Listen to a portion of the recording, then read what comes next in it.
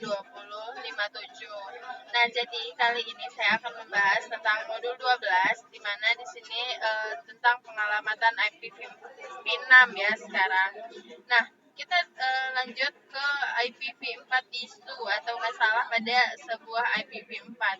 Jadi di sini itu dunia itu penjelasan ini tuh dunia itu dia itu kehabisan alamat IPv4.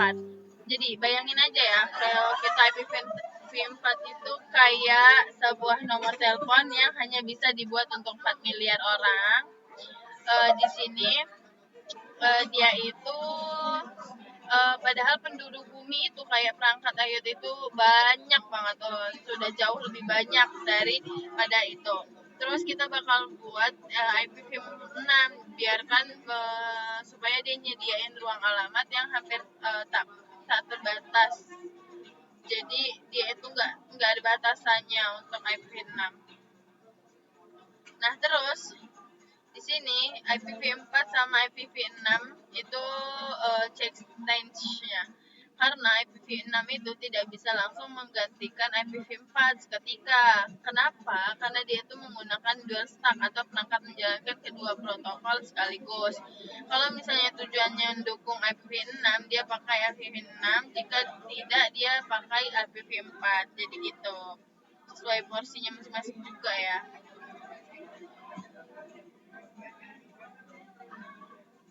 Lanjut, di sini kita bakal cara penulisan alamat IPv4. Di sini ada caranya. Alamatnya itu terdiri dari 128 byte. Terus di bagiannya itu menjadi 8 blok. Nah, habis itu tiap bloknya itu 16 bit. Setiap bloknya dipisah titik 2 nih, titik 2 gini. Angkanya itu menggunakan hexadesimal dari 0 sampai 9 dan A sampai F. Ada rule pertama, omit lacing source, dimana kalau ada blok 00 AB itu dia itu bakal kita itu bisa menulisnya itu ABC AB aja. Kalau misalnya nolnya di depan tidak berpengaruh pada nilai, jadi gitu. Kalau misalnya di bagian roll kedua itu double colon, dia itu bakal banyak blok yang isinya 0000 secara berurutan. Kita juga bisa mengingkatnya dengan titik 2, titik 2, titik.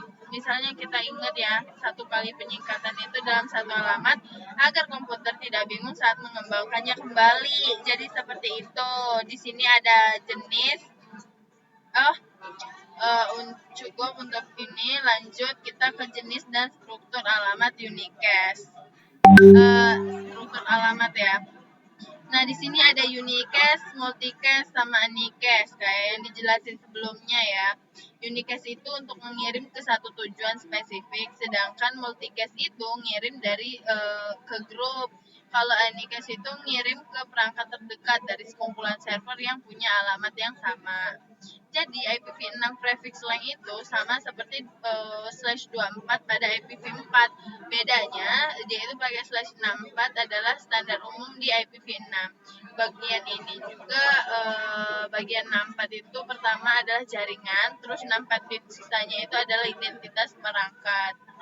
Nah, di sini ada juga yang namanya tipe sebuah IPv6 unicast, di mana ada GWA global yang bisa menjelajah internet dan link lokal yang hanya bisa ngobrol dengan tetangga di satu segmen jaringan. Terus ada unique local address di mana ini alamat private, tidak bisa di routing ke internet, digunakan untuk keamanan internal jaringan kantor atau rumah. Terus di sini ada GUA, di mana itu tuh adalah alamat IP publiknya versi IPv6 yang kita gunain untuk komunikasi di internet secara global. Sedangkan IPv6 strukturnya itu dia itu terdiri dari global routing prefix, terus dari ISP, subnet ID untuk membagi ke jaringan internal yang interface ID identitas satu jaringan seperti itu. Di sini juga ada LLA, di mana alamat yang selalu dimulai dari FE80.2.2. di setiap perangkat wajib punya ini agar bisa saling mengenali di jaringan lokal sebelum mendapatkan alamat GUA. Nah, terus di sini ada bagian lanjut. Di sini ada konfigurasi statisnya, di mana di statis gua itu dia itu ada router. Di Cisco itu kita masuk ke interface lalu ketik IPv6, habis itu alamatnya kita masukin yaitu /64. Nah, habis itu ini ada konversi Windows-nya, lalu himpunan network connection, terus kita masukin alamat IPv6-nya secara manual di bagian propertinya itu seperti ini. Nah, terus ada juga di bagian unicast atau address. Kita juga bisa maksain perangkat melalui LLA, link lokal. Kita masukin kayak yang tadi supaya lebih mudah diingat saat troubleshooting atau router. Nah, terus di sini kita juga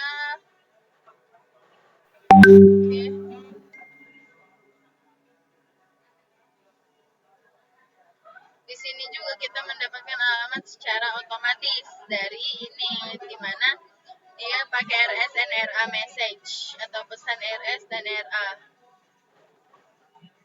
Di mana RS itu router selection solicitation adalah sebuah pesan hello, ada router di sini, kayak dia itu nanyain gitu.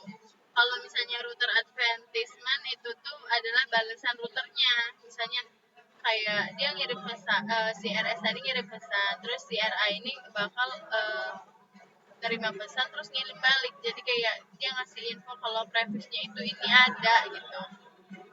Terus ada metode 1SLAAC, di mana cara paling populernya itu hostnya itu cukup mendengar info dari router lalu membuat sendiri bagian belakang alamatnya. Di situ ada prefix sama interface ID, dia pakai dua itu. Terus ada metode kedua, yaitu ditambahin stateless DHCP v6, di mana hostnya itu bikin IP lewat SLAC, tapi untuk informasi tambahannya itu dia pakai host ke server, jadi diminta gitu dari host ke server. Nah, metode yang ketiga ada stateful DHCP, di mana dia itu menentukan dan mencatat semua alamat IP yang diberikan ke host, sama persis dengan cara kerja si DHCP tadi. Ya, mungkin seperti itu ya penjelasannya. Terus kita lanjut, ada yang namanya randomly generate, di mana dia itu bakal memakai MAC address yang unik atau permanen secara random dan memakai generator angka acak untuk sebuah privasinya. Lanjut, ada prosesnya, di mana dia ini MAC address-nya itu 48 bit disisipkan, terus di tengahnya itu ada 7 bit ke-7-nya diubah sehingga jadi 64 byte.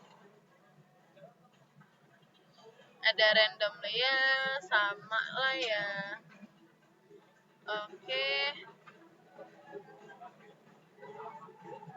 Nah, di sini kita bakal ngeling lokal, di mana dinamik LLA-nya itu dibuat otomatis saat perangkatnya nyala, memastikan semuanya bisa berkomunikasi meskipun tidak ada server DHCP-nya, jadi masih tetap berjalan. Terus di dalam Windows itu dia bakal secara otomatis menggenerate LLA-nya saat mendeteksi koneksi jaringannya aktif. Jadi otomatis kalau di Windows. Kalau misalnya di Cisco dia itu bersifat otomatis berdasarkan EUI 64 dari MAC address interface-nya. Kalau misalnya dari konfigurasinya, perintahnya itu ping IP config interface brave router untuk memastikan IP-nya sudah terpasang kayak gini. Terus ada lanjut, ada multicast address, di mana alamatnya itu yang kita pasang disisipkan itu khusus untuk fungsi manajemen jaringan. Terus ada will now multicast, dia itu pakai semua node dan semua router, ini semuanya standar.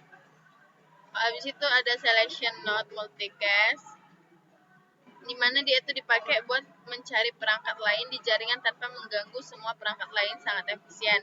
Terus juga kita di sini pakai subnetting. Ini subnetting. Nah, di subnetting ini dia itu pakai yang namanya dia itu punya 16 byte untuk subnet ID. Terus artinya kita itu punya kita itu bakal buat 65.532 subnet dalam satu jaringan aja. Jadi sekali buat itu banyak. Terus ada ini ada contoh subnettingnya, terus ada alokasinya, kayak nih ada topologinya. Terus ada router konfigurasinya, ini dia itu bakal nerusin nih paket antara subnet berdasarkan prefix yang sudah dikonfigurasi pada setiap interface-nya, dan di sini juga ada cara-caranya ya. Nah, untuk penjelasan modul 12 ini sepertinya sudah selesai. Kalau misalnya ada salah kata, mohon maaf. Saya akhiri. Wassalamualaikum warahmatullahi wabarakatuh.